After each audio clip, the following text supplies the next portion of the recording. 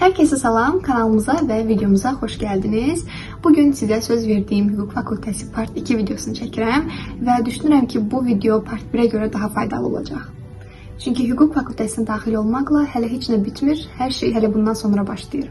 Çox əminəm ki, Hüquq Fakültesinə daxil olmaq istəyənlərə və daxil olanlara ətrafdan böyle baskılar gəlir ki, sən Hüquq Fakültesini bitirdin yaxşı. Sən necə iş tapacaqsan? Ya sənin pulun olmalıdır, ya sənin daydayın olmalıdır, ya da qəbul olmaq istəyənlərə nəsə belə bir qarşı durma var ki, qız nədir, hüquq nədir? Amma çox sevindirici bir haldır ki, auditoriyaya baxdığımız zaman 90% qız olur həmişə və bu faiz getdikcə də artır. Ona görə də insanların mənfi düşüncələrini, sən bacara bilmərsən, sən edə bilmərsən, sən iş tapa bilmərsən kimi sözlərini bir qırağa qoyun və öz xəyallarınızın arxasında gedin. Kısa bir motivasiyadan sonra videomuza keçə bilərik. Videoya keçmədən öncə kanalımıza abunə olmağı və bizi Instagram üzərindən izləməyi unutmayın. Gələcəkdə necə bir olacağımızı indi attığımız addımlar müəyyənləşdirir və düşünürəm ki, bu səbəbdən insan özündə bir məsuliyyət hiss edir, bir yük hiss edir ki, mən sevdiyim sahəni necə tapacağam, mən harda uğurlu olacağam, mən harda xoşbəxt olacağam. Və bu aydınlanma insana birinci kursdan sonra gəlir. Ona görə də keçən video birinci kurslara aid idi deyə o videoda çox danışmamışdım bu haqda. Amma bugün sizə ətraflı danışacağım. Baxın, nəyi biliriksə onu istəyirik. Bilmədiyimiz bir şey istəyə bilmərik. Bu haqda lap əvvəldən başlamaq istəyirəm danışmağa. Məsələn, mən uşaq olanda bildiyim bir neçə peşə var idi. Polisliyi bilirdim, müəllimliyi bilirdim, həkimliyi bilirdim. Və mən yaşım irəlilədikcə biologiya keçməyə başladıq, kimya keçməyə başladıq və gördüm ki, həkimlik mənlik deyil.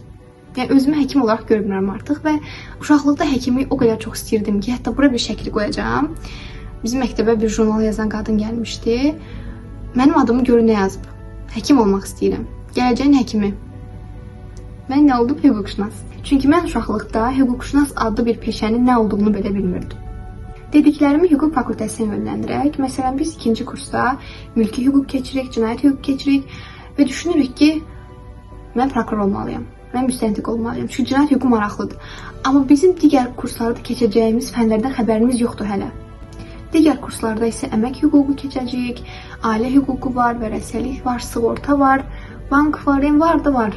Yəni siz ikinci kursdan qərar vermişsinizsə, mən cinayət hüququ üzrə ixtisaslaşacağam, amma gəlib 4-cü kursda elə bir fən keçirsiniz ki və o qədər sevirsiniz ki o fənni, o üzrə getmək istəyirsiniz. Məsələn, universitet hal-hazırda bizi praktikaya göndərir, bir həftə olmaqla məhkəmə, vəkillik və prokurorluq və mən özümü vəkillikdə tapdım. Məhkəmədə praktikada olduğum müddət ərzində məhkəmə işçilərinin üzündəki o yorğunluq ifadəsini mən gördüm. Mən heç vaxt məhkəmə işçisi olmaq istəmərəm. Amma vəkillik, bizim vəkillərlə söhbət etməyə şansımız olur və onlar bizə vəkilliyin necə möhtəşəm bir peşə olduğundan danışırlar. Bunun istifadə eləmirlər. İşə istədikləri vaxt gəlirlər, istədikləri vaxt gedirlər. Yəni tam aradığım iş.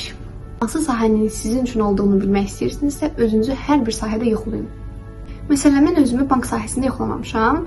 Bəlkə bank sahəsində yoxlasam, bank sahəsində bir təcrübə proqramında iştirak eləsəm, bank mənim daha çox xoşuma gəlir, bilmirəm. Bu təcrübə proqramları ona görə önəmlidir ki, sizin özünüzü hansı sahədə tapacağınıza kömək edir. Hazır təcrübə proqramlarından danışmışkən, yeni aldığım bir qərarı sizinlə paylaşmaq istəyirəm.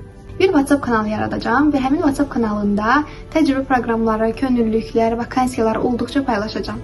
Mən özüm axtaranda belə təcrübə proqramları olsun, vakansiyalar olsun, o saytdan bu sayta baxıram, LinkedIn'ə baxıram, yəni bütün saytlara, bütün axtarış saytlarına baxıram və düşünürəm ki, hamısı bir saytda olsa, bir sayt dediyimdə WhatsApp kanalında olsa, sizin üçün daha əlçatan olar.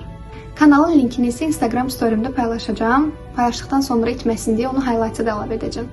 Siz əgər CV-nizi, motivasiya məktubunuzu düzgün yazmışsınızsa, düşünürəm ki, bütün təcrübə proqramları sizə müsbət geri dönüş edəcək. Bu fikir də hardan ağlımıza gəldi?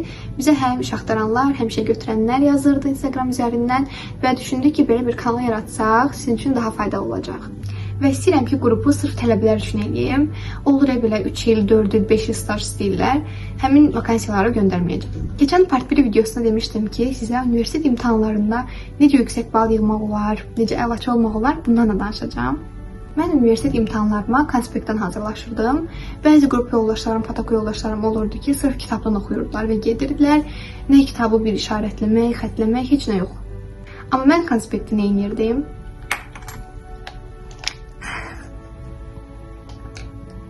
Bu gördükləriniz bir hissəsidir. Bunun 2-3 qatı qədər çox işlətmişəm. Tutalım ki bu bizim konspektimizdir.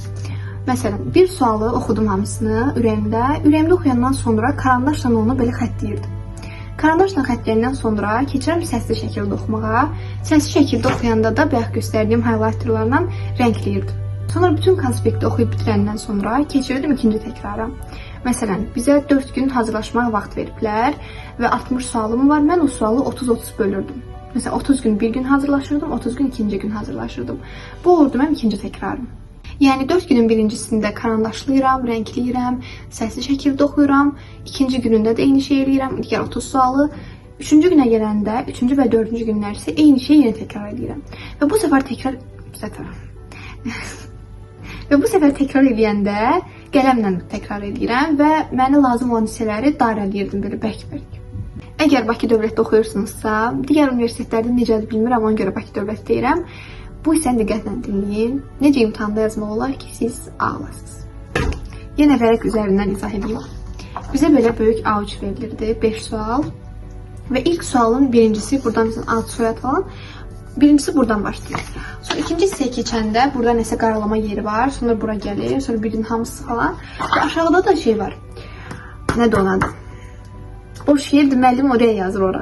Və yüksək bal almaq üçün, o bayaq dediyim rəy yazılan yerin aşağısı olur. O aşağı keçməlisiniz. İkinci kursda elə fikirləşirdim ki, bu müəllimin rəy yazılan yerin aşağısı yox, bura ən son yer olmalıdır. Oradan aşağı düşmək olmaz, elə fikirləşirdim. Amma mən gördüm ki, bir çox qrup yoldaşım onun aşağısına keçir. Mən də yoxlamaq istədim və o yoxlayan, bu yoxlayan mən həmişə ağlardım. Və bununla da müəllimə göstərirsiniz ki, ay müəllim, mən o qədər çox şey bilirəm ki, mən onun aşağısına da keçirim. Bu dediklərimi etsəniz, ortalamanız yüksək olacaq. Ortalamanızın yüksək olması demək odur ki, siz təcrübə proqramlarına müraciət etdiyiniz zaman daha öndə olursunuz. Həmçinin əgər xarici universitetlərə müraciət etmək istəyirsinizsə də, onda da öndə olursunuz. Ümid edirəm ki, məsləhətlərim sizin üçün faydalı oldu. Sizə universitet həyatınızda uğurlar arzulayıram və məni izlədiyiniz üçün təşəkkür edirəm.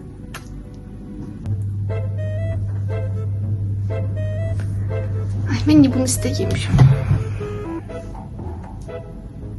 Neyse işte olsun.